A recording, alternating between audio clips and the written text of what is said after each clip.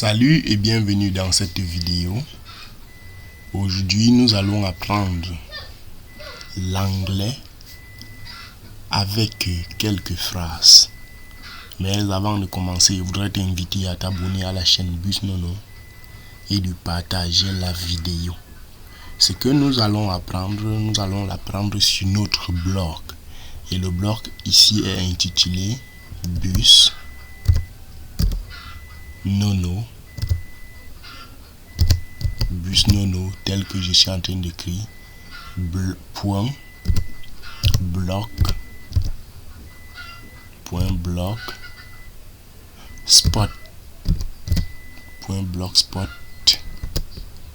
avec t.com.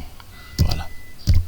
Dès que vous saisissez ça, vous allez directement tomber sur notre blog. Dès que je clique, c'est notre blog sur lequel nous partageons chaque jour des contenus. Et aujourd'hui, nous sommes sur ce blog. Voilà les informations que nous avons pu publier. Et ce qui nous intéresse, c'est ici parler de projets et du futur proche en anglais. Parler de projets et du futur proche en anglais. Si nous le choisissons en cliquant dessus, c'est vrai, il y a une publicité, mais on va fermer. Voilà ce que nous allons apprendre. Si j'essaye de zoomer, oui, ça donne. Voilà, tout est là. Ici, c'est l'ensemble. Si vous cliquez sur apprendre l'anglais, vous allez avoir tous les cours qui sont pour apprendre l'anglais. Parler de projet et du futur proche. Et je l'ai créé, cet article a été créé aujourd'hui même, le 10 décembre 2025. Voilà. Vous pouvez également retrouver le lien de ce blog dans la description ou bien saisir tel que je l'ai fait à l'écran. Dans la première partie, donc, on nous explique ça. Cette leçon explique comment parler des projets proches et d'intention en anglais. Chaque phrase apparaît d'abord en français, puis en anglais, pour faciliter la compréhension ou alors la comparaison du mot à mot. Voilà. La première partie donc est intitulée le futur proche. Pour construire le futur proche en anglais, on utilise be pour dire le verbe être, to be. On prend juste be, la partie verbale du verbe, plus going to pour former le futur proche. Si je prends un exemple, je vais étudier cet après-midi. Je vais étudier cet après-midi. En anglais, cela équivaut à I am going to study this afternoon. I am going to study this afternoon. Deuxième phrase. Comment dire? Elle va visiter sa famille ce week-end. Elle va visiter sa famille ce week-end. En anglais, on dit she is going to visit her family this week. She is going to visit her family this week. Vous voyez qu'il y a toujours la marque du futur proche. Going, le verbe be, c'est it à la troisième personne. Going to, c'est la marque du futur proche. I am c'est le verbe to be conjugué à la première personne du présent. Going to, marque du futur. On continue. La règle typologique en anglais, le futur proche se forme avec to be conjugué plus going to plus le verbe. Donc ça veut dire le verbe ici, study, c'est étudier. Visit, visiter, to visit. Voilà. Maintenant, si je continue avec d'autres exemples, I am going to play, je vais jouer. He is going to travel, il va voyager. She is going to travel. Maintenant, deuxième partie, comment parler de ses intentions et de ses décisions prises. Nous allons donc voir, nous avons décider de lancer le projet demain. Comment on dit cela en anglais? En anglais, c'est we decided to start the project tomorrow. We decided to start the project tomorrow. Ok. Comment on dit? Ils vont créer une chaîne YouTube la semaine prochaine. Ils vont créer une chaîne YouTube la semaine prochaine. En anglais, they are going to create a YouTube channel next week. They are going to create a YouTube channel next week. Voilà. Astuce, pour insister sur l'intention, on peut ajouter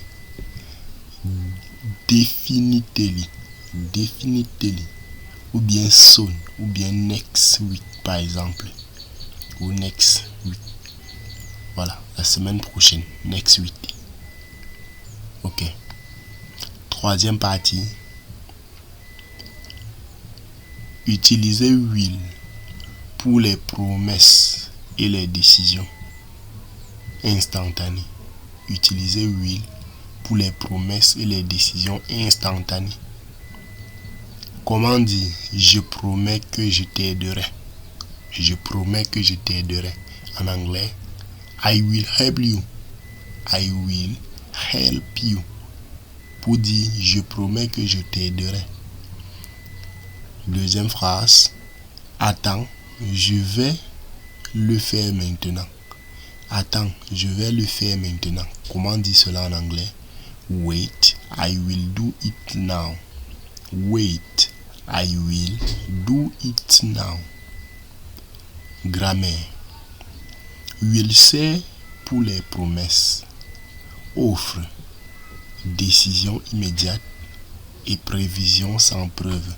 C'est aussi la marque du futur. On utilise will ou bien shall pour conjuguer un verbe au futur en anglais. Questions et réponses courtes. Première phrase. Vas-tu venir demain? En anglais, are you going to come tomorrow? Are you going to come tomorrow? Deuxième phrase. Oui, je vais venir. En anglais, yes, I am going to come. Oui, je vais venir. Yes, I am going to come. Troisième phrase. Will you call me later? Will you call me later? Pour dire, me téléphoneras-tu plus tard? Me téléphoneras-tu plus tard? Will you call me later? Oui, je te téléphonerai. Oui, je te téléphonerai. En anglais, yes, I will call you. Yes, I will call you. Petit 5. Quelques petits exercices. J'exige que vous traduisez ces phrases en anglais et que vous mentionnez dans les commentaires. Je veux voir les commentaires de tout un chacun.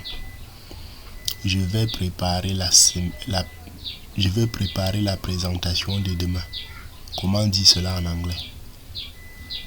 Ils vont inviter leurs amis ce soir. Comment dit cela en anglais?